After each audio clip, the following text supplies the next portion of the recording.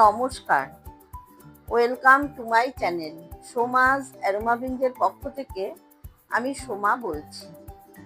আজকে নিয়ে এসেছি পনির দিয়ে দারুণ টেস্টি একটা নিরামিষ রেসিপি, যা পোলাও, লুচি, পরোটার সাথে খেতে দারুণ লাগে।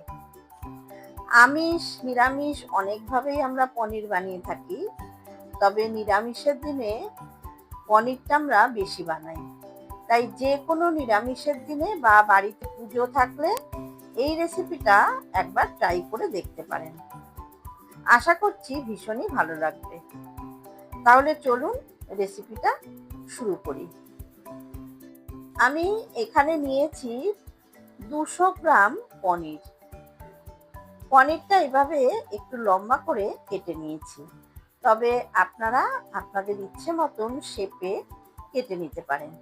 আর পনিরটা একটু মোটা করে কেটে নিতে হবে, বেশি পাতলা করে কাটলে রান্নার সময় ভেঙে যেতে পারে।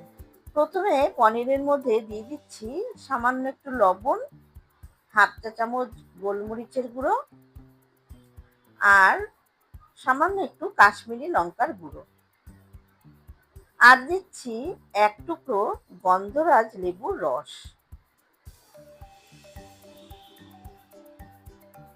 এবারে লবণ, গোলমরিচের গুঁড়ো, কাশ্মীরি লঙ্কার গুঁড়ো আর লেবুর রস দিয়ে পনিরের টুকরোগুলো খুব ভালো করে মেখে নেব।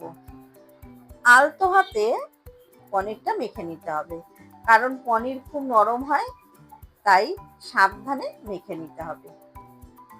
খুব কম সময়ে দারুণ টেস্টি একটা রেসিপি, খুব সহজে আপনারাও কিন্তু বাড়িতে বানিয়ে নিতে পারেন। সমস্ত কিছু দিয়ে পনিরটা ভালো করে মেখে নিয়েছি। এবারে এটাকে 10 মিনিট রেখে দেব। এখন একটা মশলার পেস্ট তৈরি করে নেব। তার জন্য নিয়েছি একটা মিক্সার গ্রাইন্ডারের বাটি। তার মধ্যে নিয়ে নিলাম ভাঙা কাজু। এখানে 10টা মতো কাজু আছে, মানে ভাঙা অবস্থায় 10টা, গোটা হলে 5টা। নিয়ে নিলাম একটু স্লাইস করে কেটে নেওয়া আদা, 3টে কাঁচা লঙ্কা আর 2 চা চামচ টক দই। এবারে এগুলো মিহি করে বেটে নেব। দেখুন, স্মুথ পেস্ট তৈরি করে নিয়েছি। এবার এটাকে ঢাকা দিয়ে রেখে দিলাম। প্রথমে পনিরগুলো একটু ভেজে নেব। তার জন্য গ্যাসে একটা কড়াই বসিয়ে তাতে দিয়ে দিয়েছি পরিমাণ মতো সাদা তেল। তেলটা হালকা গরম করে নিয়েছি। এবারে একে একে পনিরের টুকরোগুলো তেলের মধ্যে ছেড়ে দিচ্ছি। অনেকেই পনির কাঁচা রান্না করেন, তবে আমার ব্যক্তিগত মতামত, পনির একটু হালকা করে ভেজে নিয়ে রান্নাটা করলে পনির খেতে বেশি ভালো হয়। এবারে মিডিয়াম ফ্লেমে উল্টে পাল্টে পনিরটা হালকা করে ভেজে নেব। পনির হালকা করে ভেজে নিয়েছি। এবারে ভেজে নেওয়া পনির কড়াই থেকে তুলে নিলাম। পনিরের টুকরোগুলো ভেজে নেওয়ার পর যে তেলটা আছে, ওই তেলের মধ্যে দিয়ে দিলাম একটা শুকনো লঙ্কা, সামান্য একটু দারচিনি আর একটা ফাটিয়ে নেওয়া এলাচ। একদম লো ফ্লেমে ফোড়নগুলো একটু ভেজে নিয়ে দিয়ে দিলাম পেস্ট করে নেওয়া মশলা। মশলাটা একটু কষিয়ে নেব, তবে গ্যাসের ফ্লেম কিন্তু একদম লোতেই আছে। হাই ফ্লেমে রাখলে কি হবে, এর মধ্যে কাজু বাদাম আছে, টক দই আছে, কড়াইতে লেগে যাবে। মশলা প্রায় কষানো হয়ে গেছে। এর মধ্যে দিয়ে দিলাম স্বাদ মতো লবণ আর 1 টিস্পুন চিনি। লবণ আর চিনি মশলার সাথে খুব ভালো করে মিশিয়ে নিতে হবে। লো ফ্লেমে মশলা সুন্দর কষানো হয়ে গেছে। এখন দিয়ে দেব মশলার বাটি ধোয়া জল, তবে জলের পরিমাণটা কিন্তু অল্প দিতে হবে। ভালো করে মিশিয়ে নিয়েছি, ঝোল ফুটে উঠেছে।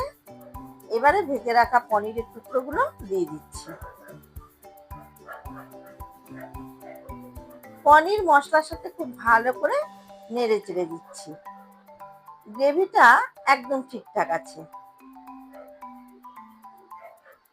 ভালো মতো ফুটে উঠেছে। এবারে দিয়ে দিচ্ছি 1 টিস্পুন বাটার। বাটার দিয়ে ভালো করে মিশিয়ে নিয়ে গ্যাসের ফ্লেম অফ করে দিলাম। সবশেষে দিয়ে দেব গন্ধরাজ লেবুর জেস্ট। এখানে একটা গন্ধরাজ লেবু নিয়েছি আর নিয়েছি একটা গ্রেটার। এইভাবে হালকা করে একটু গন্ধরাজ লেবুর জেস্ট দিয়ে দিচ্ছি। খেয়াল রাখতে হবে লেবুর সাদা অংশটা যেন না যায়, তাহলে কিন্তু তেতো হয়ে যাবে। গন্ধরাজ লেবুর জেস্টটা দেওয়ার পর আলতো হাতে একটু মিশিয়ে নিয়ে ঢাকা দিয়ে 5 মিনিট স্ট্যান্ডিং টাইমে রেখে দেব। তৈরি হয়ে গেল দারুণ টেস্টি গন্ধরাজ পনির। এবারে একটা পাত্রে ঢেলে দিচ্ছি।